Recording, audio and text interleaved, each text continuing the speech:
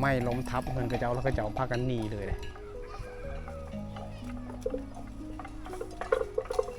น้ำกระเจ้าใส่อาบใส่ล้างถ้วยล้างจานตัวนี้เต็มแบบนี้เลยเห็นบ่ถ้าว่าฝนตกก็น่าจะมีน้ำก็ถือว่าสามารถใช้งานได้ในเวลามีงานดองงานดอกงานต้องงานแต่งก็ต้องได้ใส่ตัวนี้แหละเสา8 เหลี่ยมพื้นที่เก็บเข้าตอนนั้น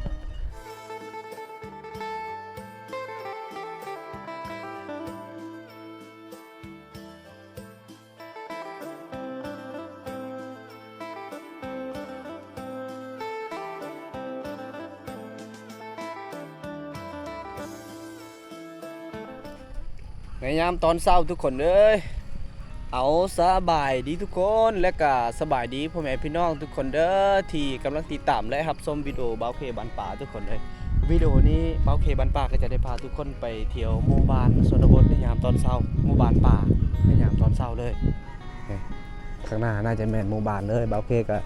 สียางเข้าไปพุ่นแหละยามตอนเช้ามันน่าจะแม่นได้ยินเสียงจักรสตินผมแม่นดอกจากรถไถอีกอย่างฝนกำลังตกเลยทางพุ่นนะช่วงนี้มันเป็นช่วงฤดูฝนทุกคนเลยเห็นบ่โอ้มืดกึ้มเลยทางนั้นนะ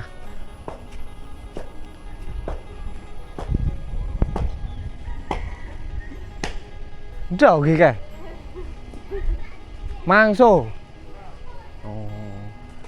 มางเราเข้าเก่าเลยตัวนี้นะ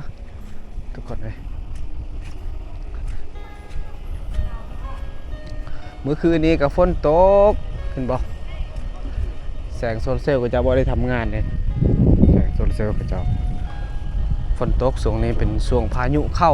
ช่วงฤดูฝนพายุเข้าอีกอย่างเลยน่าจะตก3-4 ชั่วโมงเลย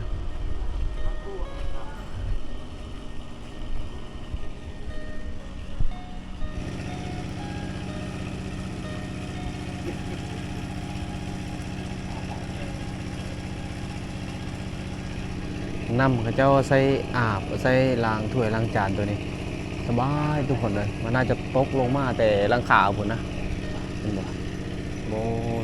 ตอนนี้น้ำน่าจะเต็มเหือเลยสบายได้ส่วงนี้นะน้ำก็ใสเลยเห็นตอนแรงน่าจะอาบใส่อาบนี่แหละนะเขาเจ้าเอาเหือมาขางไว้แบบนี้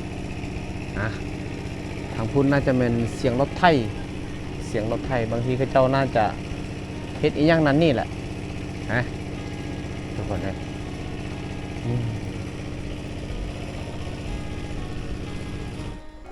ถ้าว่าฝนตกแห้งน้ำมันจะอยู่บอนนี้เลยเบิ่งนะซ้ำน้ำเสเลยนะทุกคนเลยโอ้แต่ว่าอันนี้นะน้ำฝนตกมื้อเช้านี่นะมันน่าจะตกลงแบบนี้เลยตกประมาณ 4-5 ชั่วโมงเลยแหละตกตั้งแต่11 โมงกลางคืนตกจนฮอดตอนเช้าเลยน้ำมันจะเต็มแบบนี้เลยเห็นบ่ถ้าว่าฝนตกก็น่าจะมีน้ำทางพุ่นน่าจะเป็นงัวข่อยกระเจ้าตอนนี้ก็สิลงเบิงน้ำเสกกันในวิดีโอก่อนก็สิลงเบิงน้ำเสกก่อนบางทีก็น่าจะขึ้นได้ทุกคนเลย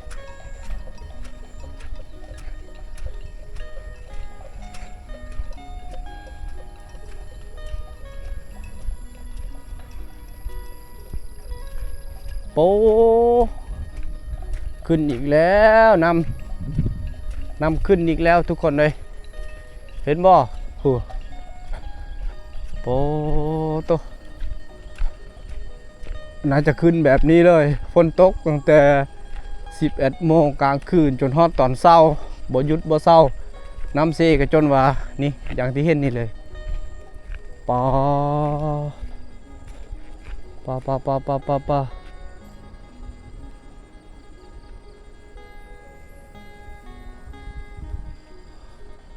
ลงน่ะขึ้นอีกลงน่ะขึ้นอีกทุกคนเลยคราวหน้าก็น่าจะท่วมอีกแหละครั้งนี้นะถือว่าครั้งนี้เป็นครั้งที่2ที่น้ำเซได้ขึ้นที่ไวที่สุดเลยโอ้ทุกคนเลยเอาตอนนี้บ่าวเคกะจะได้พาทุกคนไปเที่ยวหมู่บ้านนี่แหละ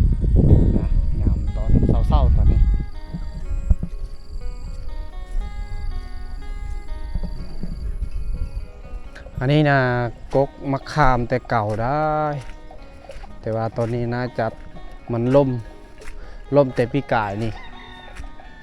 ตัวนี้ก็น่าจะมันอันนั้นแหละมันใกล้สีเป็นฟืนเป็นอย่างเลยมันน่าจะเหี่ยวหมดแล้วบอกกกมะขามที่ในช่วงนั้นก็หลายๆปีในช่วงบ่าวเคบ้านป่าหรือว่าในช่วงผู้บ่าวบ้านป่าเฮียนป .1 ป .2 ก็น่าจะเลยโรงเรียนมากก็น่าจะต่ำเจียวคิงก็น่าจะขึ้นกินอยู่พุ่นแหละกกมะขามตัวนี้แหละแต่ว่าตอนนี้ล่มแล้วทุกคนเลยก็ย้อนน้ำนี่แหละน้ำมันน่าจะอังอยู่นี่หลายมื้อหลายวันนะมันก็เฮ็ดให้ลมแบบนี้เลยมันเน่าข้างในตอนนี้บ่าวเคบ้านป่าก็จะได้พาทุกคนไปเที่ยวหมู่บ้านตอนนี้ผู้บ่าวบ้านป่าก็จะได้พาทุกคนไปเที่ยวหมู่บ้านชนบทแห่งหนึ่งในยามตอนเช้าตอนนี้เลยเห็นบ่นี่บ้านป่าทุกคนเลยบ้านป่าในลาวนะ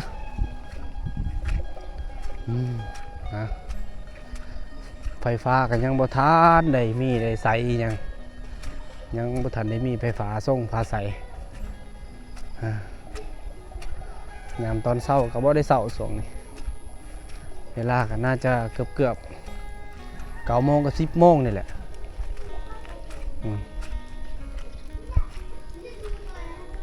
บางหลังคาก็น่าจะมีเขื่อนใหญ่เลยอันนี้คือเขื่อนคลองอายผู้เอาบ้านป่าแล้วจ้ะเครื่องปั่นไฟนี่อันนี้คือเครื่องปั่นไฟอันนี้คือโฮงสีเข้าตัวนี้โฮงสีเข้าแล้วก็เศร้าตรงได้เอาอันนี้จักรถไทยจักอันนี้เขาจะเอามาเสียบใส่ก็ถือว่าสามารถใช้งานได้แก้ไขบ่ได้ต่ำเข้า เพราะว่ายังบ่ทันได้มีไฟฟ้าก็ต้องได้เอานี่มาแก้ไขอันนี้เครื่องปั่นไฟในเวลามีงานดองงานแต่งก็ต้องได้ใส่ตัวนี้แหละทุกคนได้สามารถใส่ได้เลยนี่คือเขาจะเอาไปหากวาดป่าอย่างด่างกวาดหน่อไม้ช่วงนี้เป็นช่วงหน่อไม้ฤดูหน่อไม้ทุกคนเลยผมบอกเขาจะหาก็ตากไว้แบบนี้เลยนี่แล้วก็เฮ็ดหัวพร้อมแบบนี้นี่มันกกมักมอนอันนี้คือน้ำบาดาลที่หมู่บ้านเขาเจ้าได้น้ำไส้หรือว่าส้มไส้ในแต่ละปีทุกคนเลยน้ำบาดาลนี่ก็ถูกสร้างขึ้นในเมื่อปี 2013 โครงการได้สร้างได้ช่วยเหลือหมู่บ้านเขาเจ้านี่ตั้งแต่ปี 2013 ตอนนี้ก็น่าจะปี 2026 แล้วนะหัวก็น่าจะแตกหมดเลยนะหัวก็น่าจะเปหมดแล้วหัวที่เขาเจ้าสร้างนี่เปหมดแล้วนะนี่ลักก็น่าจะลมหมดแล้วเราเข้าเฮือนสารลานแปลงกันนี่เลยอย่างที่เห็นนี่เลยนะถ้าเฮือนใดที่มีโฮงซี่อย่างก็เจ้าก็ต้องเลยใส่จักรรถไถนี่จักรรถไถมาเสียบมาเกาะไว้แบบนี้นะเพื่อจีใช้งานใดนะโอ้หมูเป็นหมูที่ใหญ่ที่สุดอยู่ในหมู่บ้านเขาเจ้าเลยว่าได้และสิ่งที่ขาดบ่ได้ก็คือกองฟืนกองฟืนก็น่าจะมีเลยเพราะว่าหมู่บ้านเขาเจ้าก็อาศัยแต่งอยู่ครัวกินกันมีกองฟืนนี่แหละและทางข้างก็น่าจะเป็นขอกหมูเขาเจ้าน่าจะเฮ็ดแบบนี้เลยสำหรับขอกงูโอ้นี่เล่าเข้าเลยน่าจะเป็นเศร้าสี่เหลี่ยม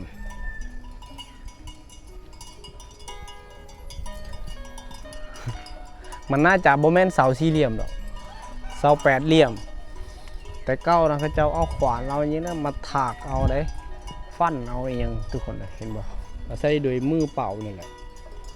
อันนี้คือเล่าเข้าที่เขาจะได้หาเบิ่งยากคือกันเป็นเล่าเข้าดังเดิมเลยช่วงนี้นะเขาเจ้าไม่ได้ใช้งานแต่ว่าการยังเหลือให้เห็นอยู่นะ อันนั้นมันแม่นบอลพื้นที่เก็บเข้าตอนนั้นพื้นที่เก็บเข้าเลยนะเสาแปดเหลี่ยมงามๆมันเป็นสีกลมๆเลยแต่ว่าตอนนี้นะเขาเจ้าจะบ่ได้ใส่แล้วสังกะสีเขาเจ้าได้มุงนะแต่ก่อนนะเขาเจ้าได้มุงหญ้าคานี่แหละแต่ว่าเขาเจ้าได้มากออกหญ้าคาแล้วเอามาใส่สังกะสีและนี่ก็น่าจะแมนคอกไก่อย่างเลยนะสัตว์เลี้ยงก็น่าจะเป็นตัวงัวตัวควายเลย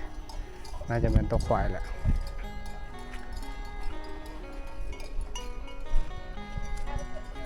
อันนี้คือเราเขาทรงไม้เศร้าสี่เหลี่ยมนะมุ่งสังกะสีผ้าก็ต้องได้พระเจ้าได้เฮ็ดผ้าแป้นเป็นบอนพื้นที่เก็บเข้าของพระเจ้าทุกคนเลยทางพุ่นก็น่าจะเป็นเฮือนหลังงามๆเห็นบ่เป็นหมู่บ้านที่หมู่บ้านป่าแห่งหนึ่งแต่ว่ามีเฮือนหลังงามเสาไฟฟ้าก็มีแล้วแต่ว่ายังบ่ทันได้เปิดยังบ่ทันได้สมใส่น้ำใส่อีหยังแบ่ยังบ่ทันได้ฮอดโมงฮอดเวลาเลยนี่เจ้าของมันน่าจะผูกจะมัดไว้แบบนี้เลยเอาอันนี้คือครกตำข้าวแบบดั้งเดิมที่เขาจะได้หาเบิ่งยากนะบางที่ก็หลายๆหมู่บ้านก็น่าจะบ่ค่อยได้เห็นครกตำข้าวแบบนี้เลยแต่ว่าตรงนี้เขาเจ้าก็น่าจะบ่ค่อยได้ใช้งานแล้วทุกคนเลยเพราะว่าเขาเจ้าจะน่าจะกะเกี่ยมอีหยังหลายๆอย่างน่าจะสื่อโฮงสี่โฮงอย่างนะเขาเจ้าน่าจะนำใส่อันนี้ก็มีบางส่วนนะแต่ว่าตอนนี้เขาเจ้าก็ยังใช้งานอยู่นะตอนเช้าตอนแรงหมดเลยถ้าว่าตื่นแต่เช้าตอนเช้าก็น่าจะเห็นเป็นครกม่องนะภาษาลาวเอิ้นว่าครกม่องเขาเจ้าน่าจะเฮ็ดแบบนี้เลยสีมือล้วนๆสีมือชาวบ้านล้วนๆเลยตัวนี้ ฮะทุกคนเลยอย่างเลาะอย่างเที่ยวหมู่บ้านข้าเจ้าก็บ่ได้ใช้งานในช่วงนี้เป็นน้ำลายน้ำขึ้นตลอดแล้วข้าเจ้าเอามาดึงขึ้นไว้เอาไว้ต่อน้ำอยู่ในอันนี้แหละน้ำตกมาแต่ลังคาแล้วข้าเจ้ามาป้งไว้อยู่ในนี้เหือมาขางไว้เห็นไหมน้ำน่าจะเต็มเหือเลยถ้าว่าฝนตกเมื่อใดก็มันจะมีน้ำใสน้ำอาบนั่นแหละ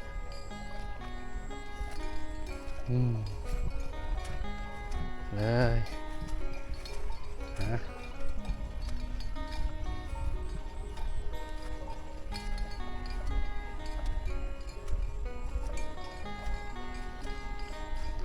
เละแกพ่อเละสักโทรศัพท์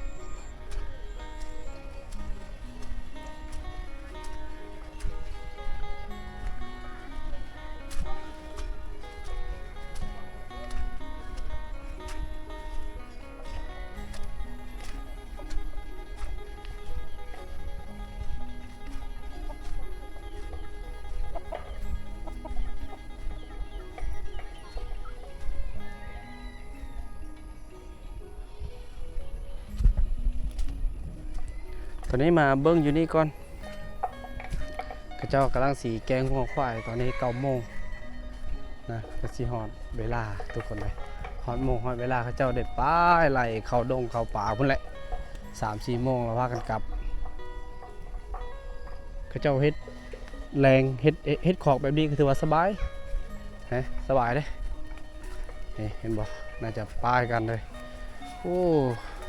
ลายโตอยู่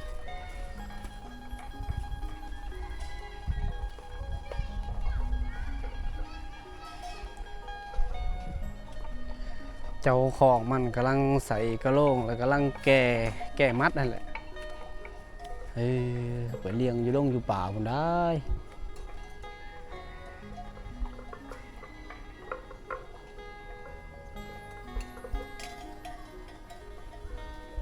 ก็เจ้าเฮ็ดคอกน่าจะกว้างๆเลยอยู่นี่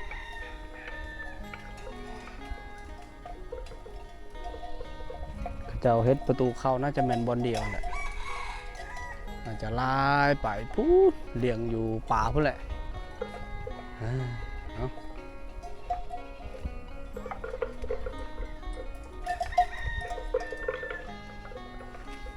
หลังจากที่ใส่กระโหลกแล้วเราก็พากันเปิดประตูบัดนะมันก็น่าจะเกี่ยมออกแล้วได้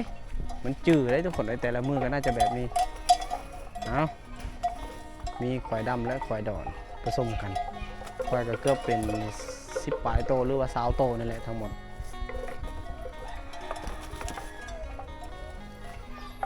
เฮ้ยเฮ้ยเฮ้ยเฮ้ย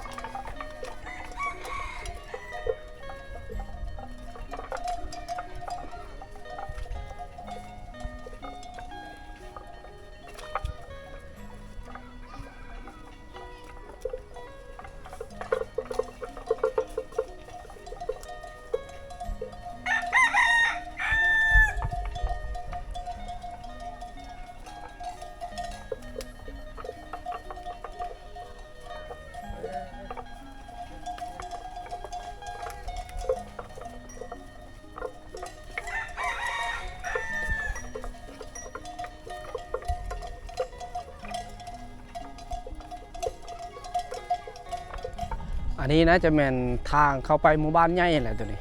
นี่น่าจะแมนเลย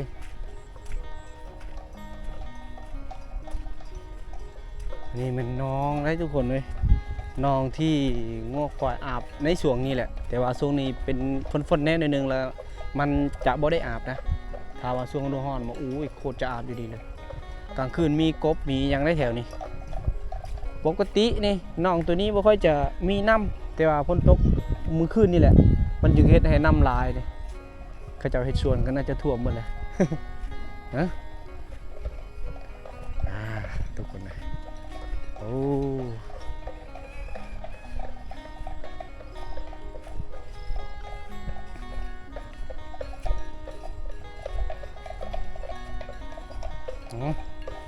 ง้อควายก็น่าจะกินหญ้าแบบนี้ได้ช่วงนี้เป็นช่วงน้ำลายน้ำขึ้นมันจะไปใส่บ่ได้น้ำลัดอัดห้วยทางยัง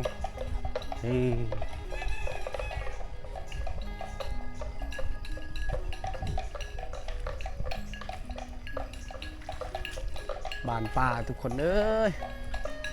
ผู้บ่าวบานป่าพาเลาะพาเที่ยว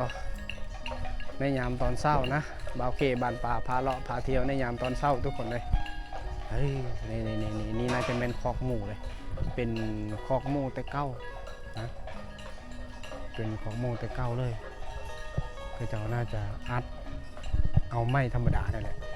มาอัดมาข้างไว้ในข้างไว้หมูนะในช่วงนั้นก็มันไปสะสายมันไปหาเข้าให้เขานาเขาเจ้าแล้วเขาเจ้าให้ข้างแต่ว่าช่วงนี้ยังไม่ทันในหัวฤดูกาลเขาเจ้าได้ข้างเลยนะเงินสร้างกันนี่แหละนะทางนี้คือมันน่าจะแม่นเฮือนที่บ่มีคนอยู่ในช่วงนั้นไม่ล้มทับเงินกระเจ้าแล้วกระเจ้าพากันหนีเลยเห็นไหมพกมากระทินนี่ล้มทับเลยล้มทับแล้วกระเจ้าพากันหนีกลางคืนเลยในช่วงปีกายนี่เงินอะไรแต่ว่าคนปลอดภัยนะทุกคนนะเพราะว่าเขาเจ้าได้ปลูกหมากกระทินติดกับเพื่อนเวลามีล่มมันจะพัดทับสังกะสีกันน่าก็ขาดหมดเลยแล้วเขาเจ้าพากันมางย้ายไปอยู่ที่อื่นเลยหลังจากที่ไม้ล้มทับในเมื่อนั้นย้ายไปอยู่ที่อื่นเลยงัวควายเขาเจ้าหรือว่าสัตว์เลี้ยงที่ร้ายที่สุดอยู่ในหมู่บ้านก็น่าจะเป็นตัวควายแหละเขาเจ้าได้พากันเลี้ยงพากันปล่อยไว้แถวนี้อันนี้น่าจะแม่นคอกแบ่ของเขาเจ้าได้ทุกคนเลยแต่ว่าเขาเจ้าก็ยังบ่ทันได้ปล่อยได้แก่ยังบ่ทันได้เปิดประตูส่วงนี้ผู้ยังอยู่ข้างในแหละแต่ว่าอ้อมๆคลองแบนะเขาเจ้าน่าจะเฮ็ดหัวแล้วก็พักกันปลูกมักแตงยังบ่ทันได้เป็นมากเลยจุนี่เหมือนเขาเจ้านี่คนเราปลูกน่าจะหลายๆเลยผักกาดนี่น่าจะเหมือนผักเสริมเหมาะกับการเฮ็ดลาบปลาลาบยังผักเสริมตัวนี้ส่วนผักส่วนยังส่วนมักพริกมักเขือส่วนนี้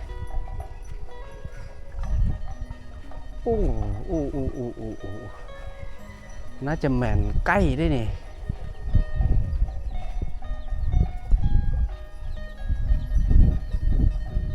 ใกล้ป่า มันจะเป็นตัวแม่และตัวผู้อีกอย่างไก่ป่านี่อันนี้ก็คือไม้ขยุงเลยข้าเจ้าน่าจะปลูกไม้ขยุงนี่ปลูกเองเลยเอาลูกเอาเบี้ยมันแต่ผาในช่วงนั้นไม่ขยุงเป็นราคาแล้วก็จะพากันดึงเอาแต่นั่นละเอามาปลูกอยู่บ้านมันก็เกิดก็เป็นนะทุกคนเลยเลาะหมู่บ้านเที่ยวหมู่บ้านยามตอนเช้าก็บ่ได้เช้าปานใดเฮ้ย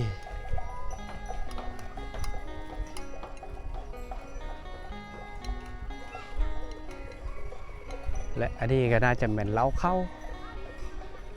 เป็นเล้าเข้าที่ดั้งเดิมคือกันเฮากันยังได้เลือให้เห็นอยู่ในหมู่บ้านเขาเจ้าเนี่ยนะมีอยู่2 หลังทุกคนเลยนี่แต่มุ่งโดยสังกะสีอย่างฮะเห็นบอกเงินสร้างกับแบบนี้เลยน่าจะผาสีแดงเขาเจ้าน่าจะทาสีอย่าง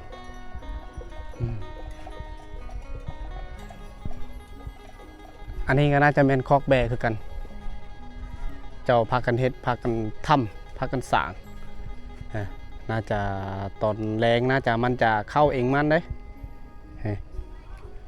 เป็นคอกแบที่สวยงาม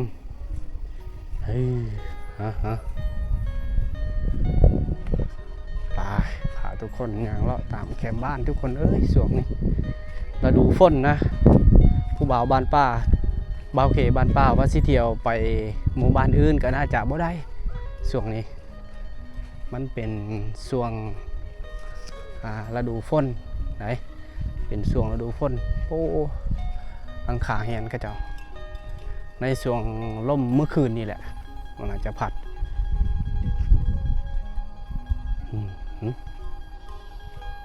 และอันนี้เขาเจ้าอ้อมอันนี้ก็น่าจะเห็ดหัวโดยนำจับบอลที่เขาเจ้า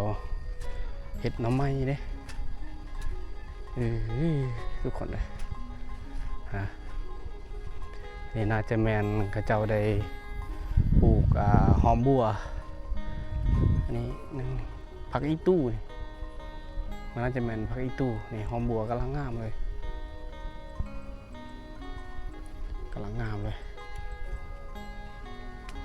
ใบพูตัวนี้ใบพูสำหรับผู้หญิงที่แคลแสดน่าจะเหมาะเลยนี่นี่อย่างไปนอกบ้านหน่อยนึงก่อน